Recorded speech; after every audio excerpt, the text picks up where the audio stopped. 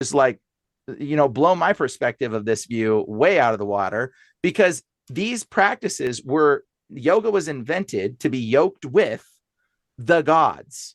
It was not just to be yoked in peace. It was to be yoked with the God. That's why it's called yoked with. Like, that's the term.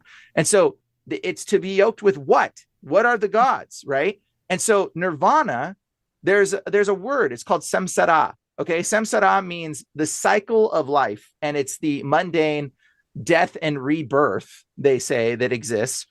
But it's not death and rebirth for you.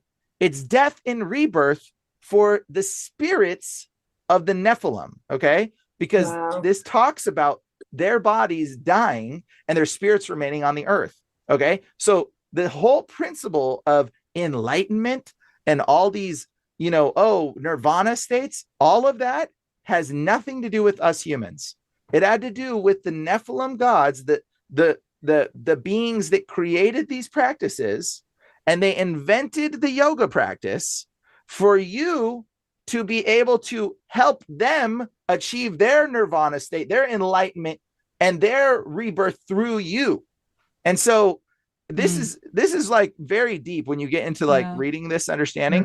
But ultimately, the nirvana state is emptying yourself so that you can be filled with the demonic spirits that lack their body.